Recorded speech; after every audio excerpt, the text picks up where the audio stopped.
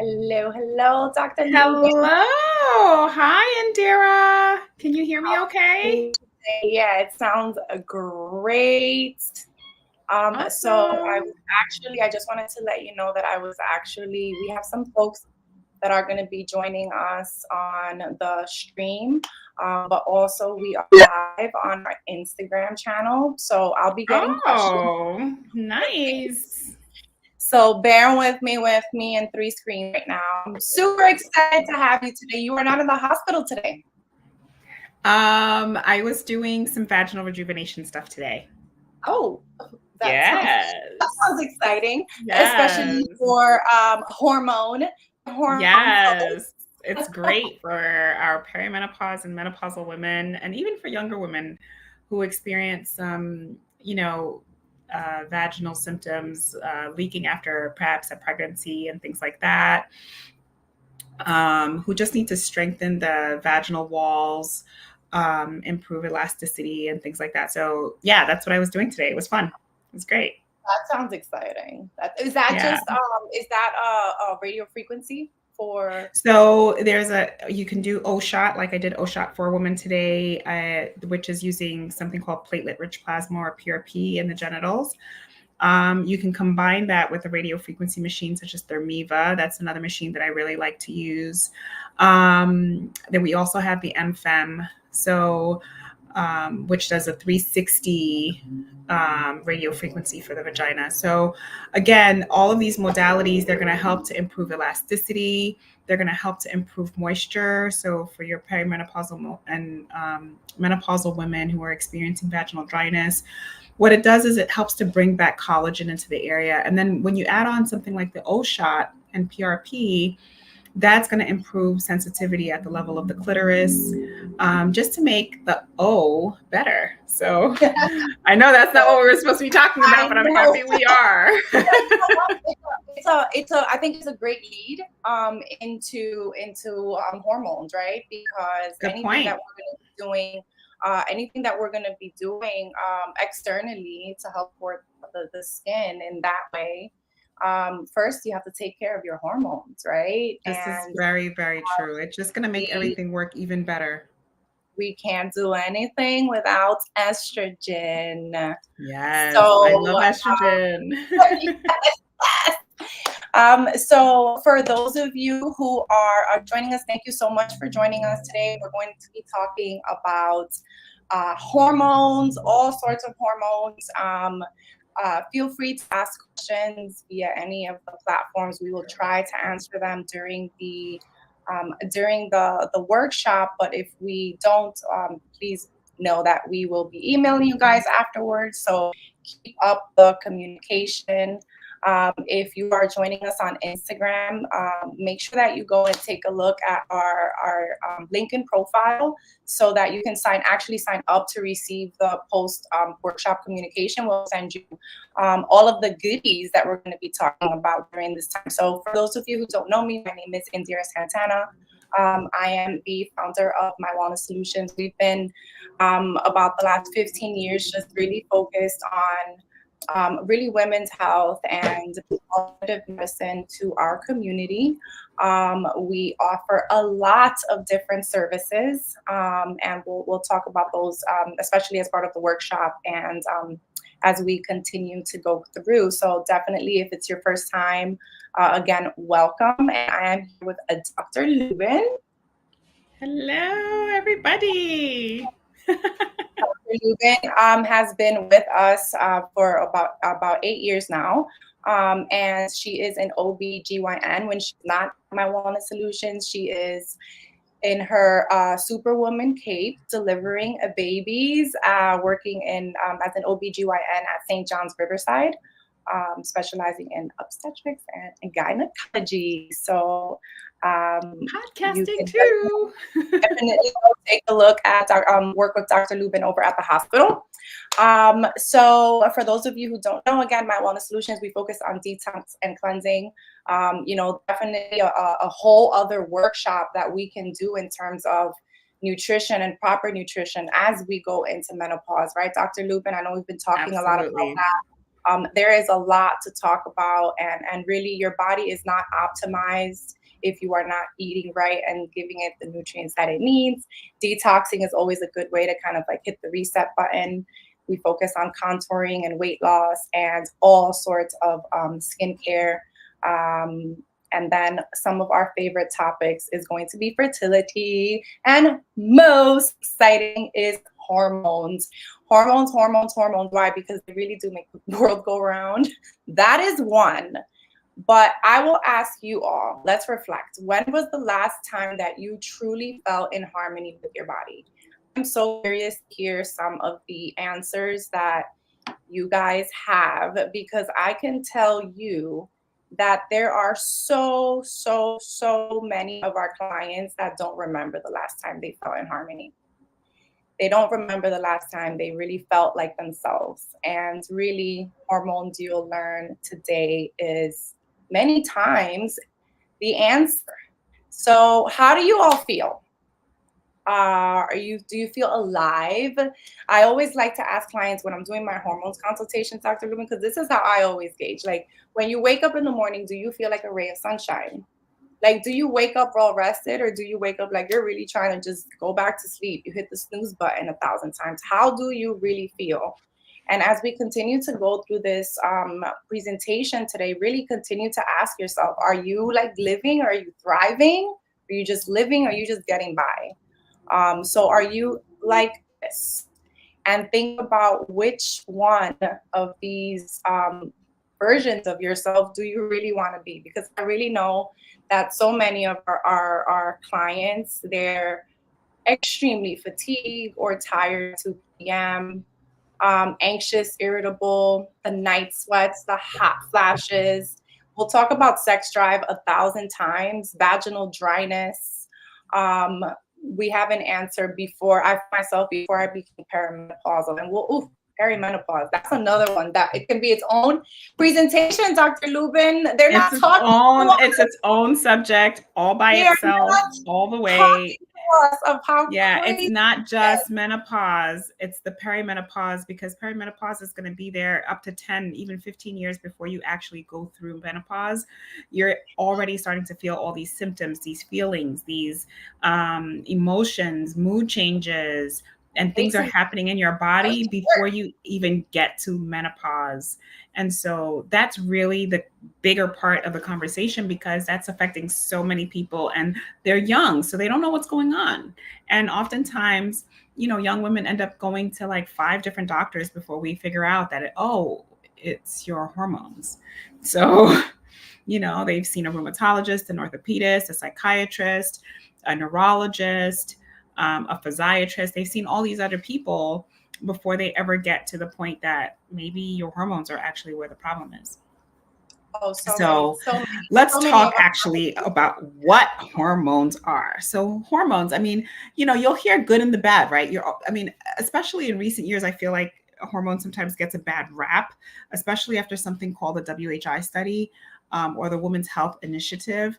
But moreover, I understand and I get it, especially when we're talking about things like fertility, and birth control, etc. But the real reality is that your hormones are working in your body as a messenger. That is what is signaling your body to do all of the important things that it needs to do in order to really thrive, in order for your cells and your tissues and your organs to work optimally and maximally, in order for your body to always feel revived, energetic, for you to have equal thoughts, and always feel in focus and just the best version of yourself. And really, it's your hormones that's doing that for you.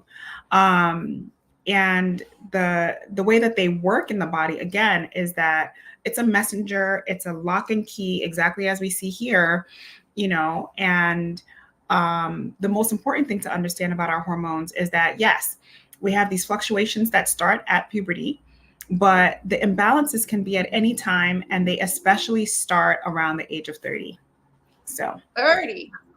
Yeah.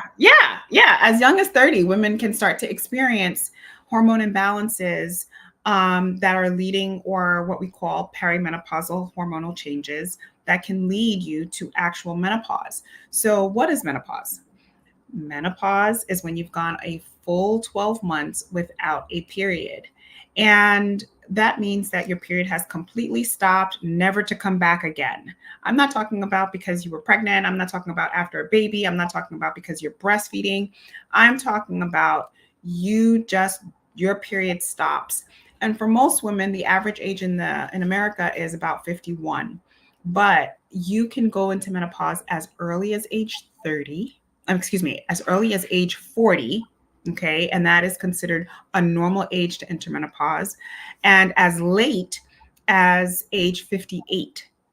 Now, of course, by the age of 58, over 98 or 99% of women have actually gone through menopause. But like I said, the average age is 51. So imagine though, if you're that 40-year-old going through menopause, you started experiencing those symptoms at 30. Just like we said, because the perimenopausal stage can be as early as 10 to 15 years before you actually go through the full change.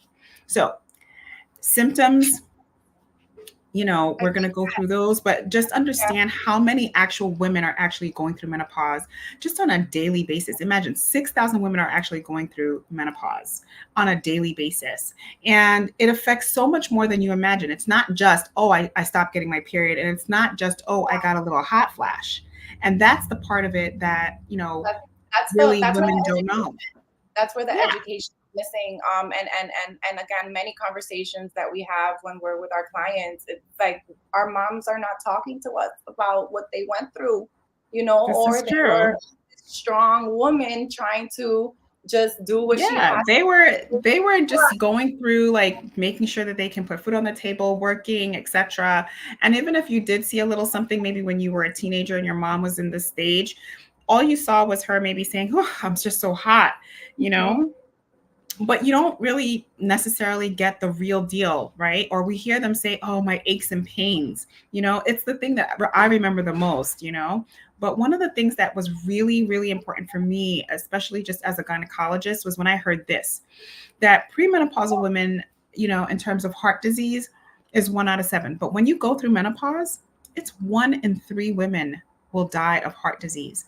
That is more women than will die of breast cancer, for example, of other cancers, of lung cancer. Or, like, there's just so many other things that we think about ahead of heart disease, and not realizing that things such as high blood pressure is an indicator of heart disease, and women are getting heart disease younger and younger and younger, you know. And I But think at the end of the also day, those who are dying, 1 in 3, once you've gone through the menopause transition. So just to show you how and important we're your living hormones longer. are. We're living a lot longer than a lot of these like social lines were also established. So that's Good another point. thing to keep in mind, as we're living longer without hormones because Yeah, that's a great point. It's the concept that we want to live the time after menopause our most vital selves. You know what I'm saying? It's like, imagine if, years ago, people were dying by the time they were like, 60. So if you've gone through menopause, okay, and then that's it. It's like, go through menopause and die. But now, I mean, we're going to actually spend the majority of our lives, in menopause, because we're living through our 80s, through our 90s. And why not live in that phase the most vital as we possibly can, like with our faculties, meaning we're not having like Alzheimer's, dementia, and our bones are not breaking. We're not, suffering from, fractures. We're not dying of heart attacks and heart disease. Instead, we're living healthily, and we can do that if we have things like, of course, our nutrition and our lifestyle, but definitely understanding what your hormones are doing for you and how that's going to help you to increase your longevity. we and I think it's a good a segue into again talking about just BioT, and who is our partner with hormones, and really their philosophy is amazing because it really is 360. It's individualized dosing, and we'll talk about that more. And I know that there's all this conversation about hormones, but we're going to definitely get into the three key hormones that we do focus on. There's also progesterone, right? And I think we should definitely talk a little bit about progesterone as well, because there is actually a fourth one. That is very, very important. And then also, again, our thyroid as well. So I will. My favorite hormone is testosterone, and I love to talk about it because so many women think that testosterone is not for women. Oh, I don't want testosterone. This is a male hormone. And I always like to say, do you know how calm they are no matter what happens? It's their testosterone. That's so calm. Don't you want a little bit of that? Like, yes, I absolutely do. So there's just so many other benefits, and really in individualized dosing, it's what is for you. So that is really not, that's really not. There's just so many other benefits. So I'll let Dr. Lubin take it away here. Well, here's the thing. At the end of the day, women have actually higher amounts than men in terms of testosterone if we're just looking at levels for levels, right? Yes, we also have a lot more estrogen, in that sense. But what is testosterone really doing for us? It's doing actually very similar things. It's helping us to protect our bones, our brains, our hearts, our sense again of vitality, the concept of our sense of, sexual, like libido and arousal and the experience. So testosterone is doing so much more than we actually think, for us as women. And when we go through menopause, it's not just the estrogen levels that are going down, it's everything that's going down, and that includes testosterone, which could be a real reason why we start to have all of the different symptoms that we experience: low sex drive, fatigue, our energy's on the floor, our bones are hurting, we just feel like this, like, problem in terms of focus. We can't seem to have a clear mind. We're always at a loss for our words. And so these are some of the things that are, that's going on with testosterone when it's low. Now, of course, we want testosterone. Testosterone is going to protect our brains, protect our bones, protect our heart, improve our muscle building. And, as we're going through menopause and even in perimenopause, it becomes a lot harder for us to do things like lose weight, to build muscle. You're at the gym and you're like, what the heck? I'm working out and I don't see any results. And sometimes that's just because your hormones are imbalanced. And so with that, we are suffering basically at the end of the day. Ooh, estrogen. Now, this is one of my faves. Well, I mean, of course, because it's the girl hormone, it's the woman hormone. You know what I'm saying? It makes us who we are. But at the end of the day, estrogen has 400 functions in the body, and that's for both men and women. Let's be clear. So men need estrogen too. Men need estrogen too. It's also cardioprotective for them as well. So estrogen is cardioprotective for us, and it's cardioprotective for them. And so outside of that, estrogen helps with healing. It helps with our skin. It helps us to look younger. It brings collagen. It helps with our collagen and collagen building.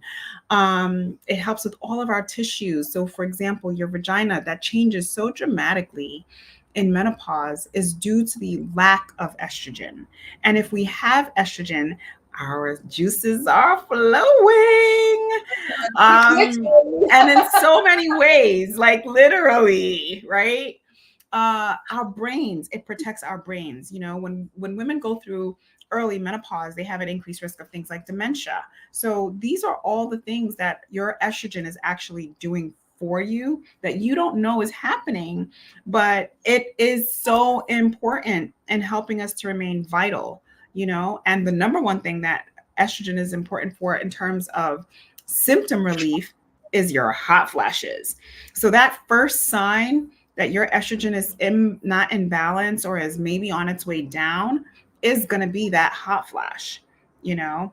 And it's the first thing that gets better when you are in balance. So,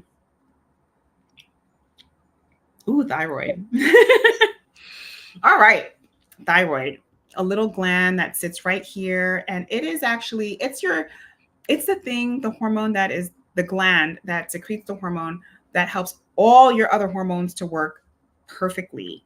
So it's helping with controlling metabolism. It's helping to control your energy. It's the reason why when men or women have what we call hypothyroidism, that they need to be supplemented. They have to have thyroid hormone working in their body because that's what's going to make all the other hormones work well in your body. Aside from doing all these other things, it's affecting your heart rate. It's affecting your body temperature. It affects how we gain and lose weight. It affects your mood, your cognition. It like all of these hormones are working together to make you the best version of yourself. So without one, it's like, especially this thyroid, because that, like I said, is what's working in the background to make sure everything else in your body is in lock and key step. So, what does it mean to really be optimized? Like at the end of the day, we are, we'll go to the doctor and they'll say, "Oh, your thyroid's fine." But okay, if you imagine this bell curve that you see in front of you right now, right? Imagine, where do you want to be on the bell curve? Do you want to be all the way to the left? Ooh, Yeah, we went left. Yeah. Do we want to be here? No, we don't want to be there, because for you as an individual, when you're on that side of the curve, okay, it's going to show up normal on the labs. But for you and your body, that could mean that you're actually low normal or low. Okay. And if we're low normal, then we're not doing everything as effectively as, our body is just not functioning as at its best. We want to be at least in the middle and maybe even a little bit high normal, in order for us to feel like our best selves. And so this is where I feel like, especially just in regular traditional medicine, we have a little bit of a shortcoming, because we're not taking into account how people actually feel, like the symptoms that they're experiencing. And when we draw these labs and we say, "Oh, it's okay, you're normal," and then you're dismissed. So you walk away from that physician feeling like, I don't understand. I still feel like crap. You're telling me everything is normal, when you're really low normal, or should I even say low, period. And it's just not being addressed.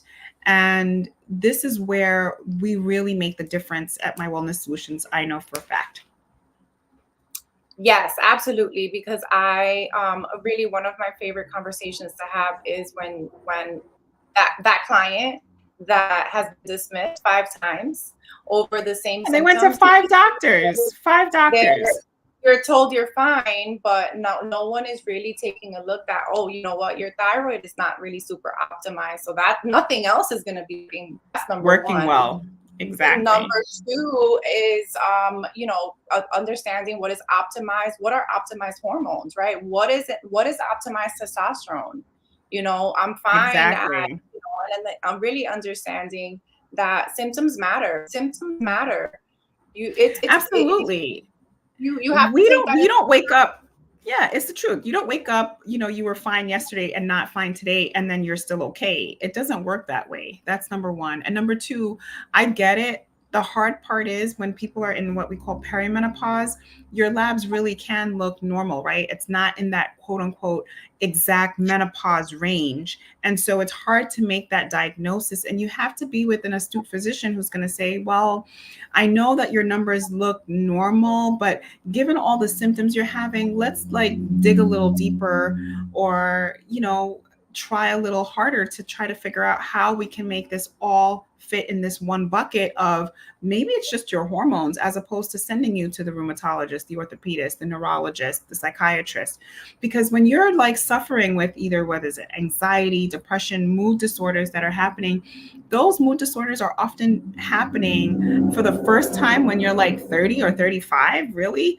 And it could really just mean that you're starting to feel those ups and downs of your hormones.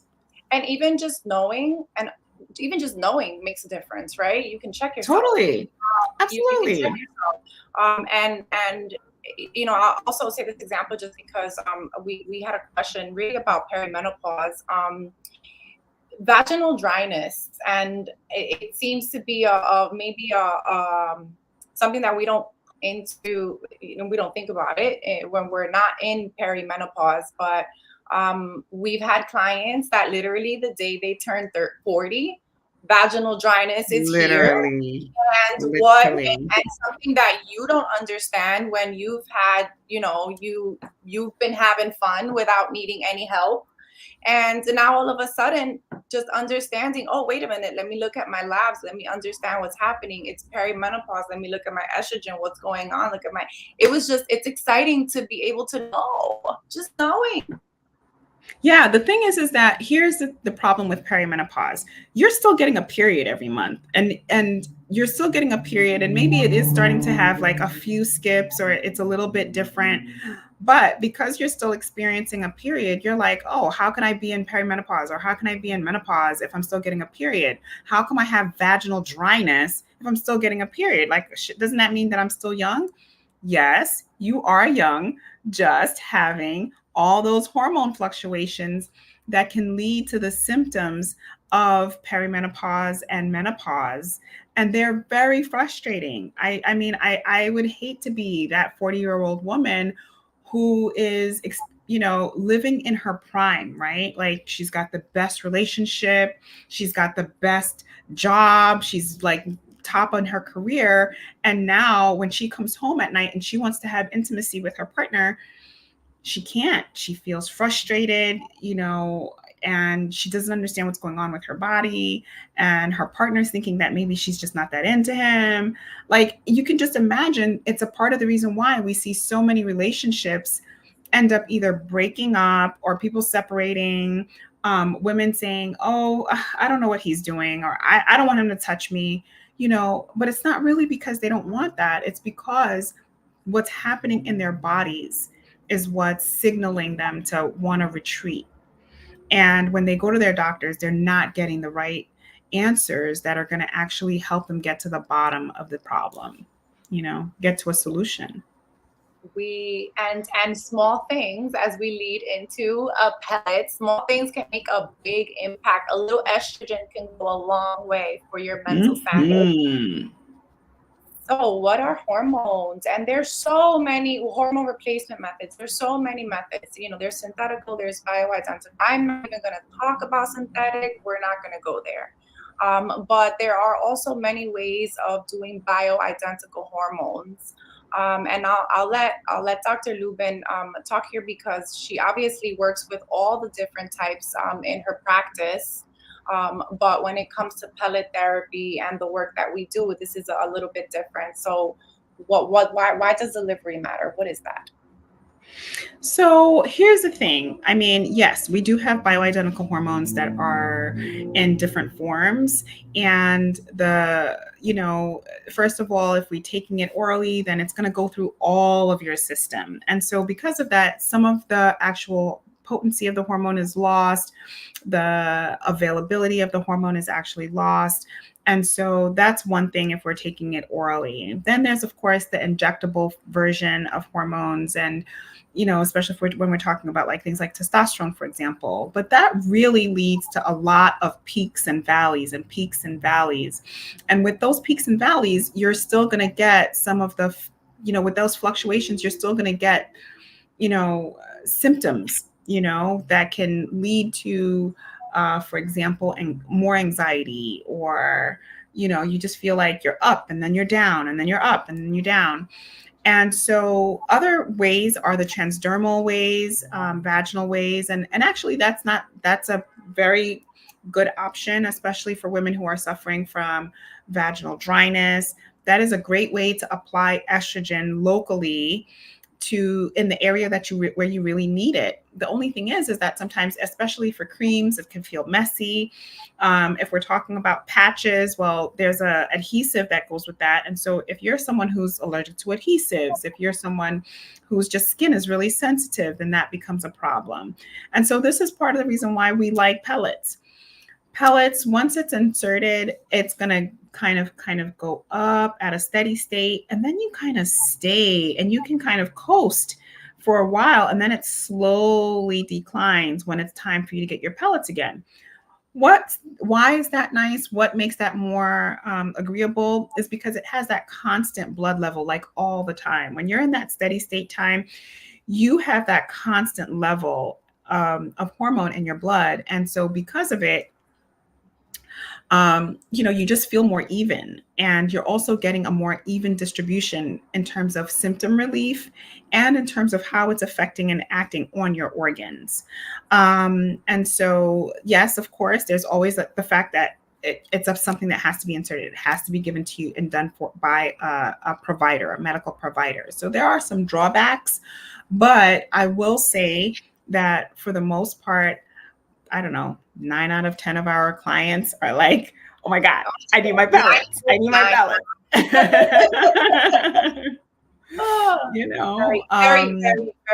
Very few of our clients do discontinue. Just again, it's how you feel. It really does become a non-negotiable. Exactly. It becomes a non-negotiable. Really. And I think that conversations that we've been having just in general around longevity, we're living longer, right? So we want to protect our health. And we also want to get into really what are the protective benefits? What are the protective benefits in detail of hormones? How is it that it's doing it? Because as we're thinking about just in general, again, hormone health and longevity, you mentioned a little bit about hormones and just the bad reputation that sometimes they do get. But I'd love to talk a little bit more specifically on breast health. And we do have a question that I want you to, I'd like to start with. I had a lumpectomy. I'm blessed to not need chemo, but they want to put me on letrozole. I'm sure you know what that is. I am 57. I do. And newlywed and don't want to limit quality of life. And what are my alternatives? And we've been having some conversations with some of our clients on really testosterone being an option. So definitely when we think about breast health, so yes, like I said, again, the Women's Health Initiative really challenged how we experience and think about hormones, because it kind of gave hormones a bad rap. And the problem with that was the study design, the women that they included in the study, they already had comorbidities. They were at least 10 years after menopause. So there was so many issues with that study. But because it was such a huge study, and actually the point of the study was to see what were the benefits of hormones, because at the time everybody was getting hormones and we all knew that there were benefits to hormones. But again, we wanted to be practical and make sure that we know exactly how these hormones were working. And it went from seeing things like, for example, increased risk of stroke. We're talking about going from, let's say, 4 people experiencing stroke in a cohort, and now it's 5 who are on hormones. Now, is that a major difference, really? When we think about how many people were in the study, or and the fact that we're thinking about women who were starting the study who were already like 61, 63. You understand what I'm saying? This is not women who were, let's say, 45, 49, 51, who are early in their menopause transition. And when you think about adding hormones to a woman like that, all you're doing is helping her coast. She's just continuing the hormones that her body was already doing to protect her breast, to protect her. The reality is that your age is the number one risk factor for developing breast cancer. Okay. I'm not saying that younger women don't develop breast cancer. They do, unfortunately, but ultimately age is actually your biggest indicator of developing breast cancer. And that's because you're at an age longer without your hormones. Okay. And that's actually part of what is causing you to, really have breast changes. Okay. And so in terms of, a woman who's had a lumpectomy and who maybe need to be placed on some other type of like chemo agent, so to speak, or some type of like therapy to help prevent breast cancer in the future, but don't want to lose quality of life, testosterone therapy is amazing. Testosterone, first of all, is breast protective, and it will help with vitality, especially when your oncologists are going to be, fearful of starting you back on some type of estrogen, which they may or may not do. Of course, this is a conversation that you absolutely must have with your physician. However, it's definitely been in our experience that testosterone, again, protective, and will help you to still feel like you can live life, like you're not under the table, so that you're not experiencing the joint pains and the things that are going to come with some of the therapies that you need to take when you have a diagnosis of breast cancer. So, bone health. Another place where, the benefits, the protective of benefits of having your hormones. Again, osteoporosis. Imagine we're spending a gajillion dollars because of osteoporosis and osteoporotic fractures, and how that impacts a person's life. Someone who has a hip fracture has an increased risk of mortality by a lot. And so when we think about that, like about 80 million people are suffering from osteoporosis and osteoporose, and having just like problems due to bone loss and issues with their bones that we can actually prevent and improve on with hormones.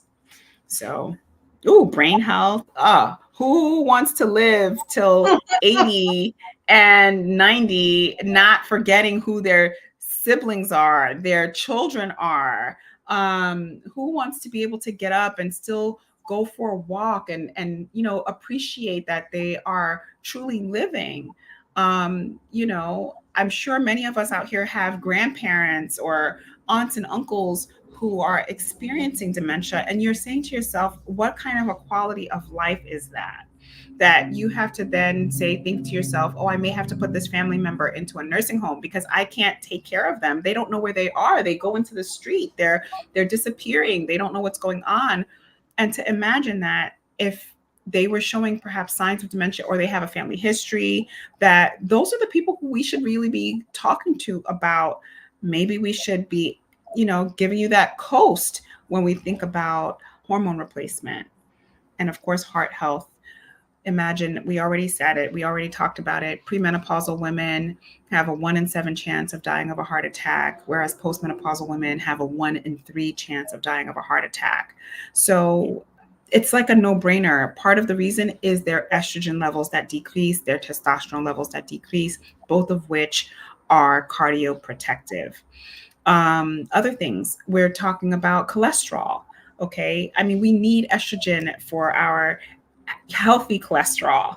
All right. And to decrease inflammation in our bodies, and to decrease stress in our bodies, and to decrease cortisol in our bodies. Like, all of those things are happening in concert with our hormones. And these are the things in which can increase heart disease, heart attack, stroke, and high blood pressure. So Absolutely. So I have some questions. Dr. Lubin, can you just maybe give a brief description of the actual procedure? Ooh, the procedure. Well, first of all, even those of you who are super scared of needles, it honestly, I hate even to say that it feels like a pinch. You'll feel like the first injection of just giving some local anesthetic like lidocaine just under the skin. But once the lidocaine kicks in, you will feel absolutely nothing. And the whole procedure takes me, I don't know, maybe 6 or 7 minutes, maybe max. And so people are always like, oh, we're done already? And I'm like, yeah. They're like, I didn't feel anything. So the beauty of it is that you are numbed. The pellet is going just underneath the skin into the fatty layer. And that's where it lives for several months. So, for example, for women, on average, you're going to have your pellets working for you for about anywhere from 3 to 5 months. The average, I would say, is about 4. And for men, that's going to be anywhere from like 5 to 6 months.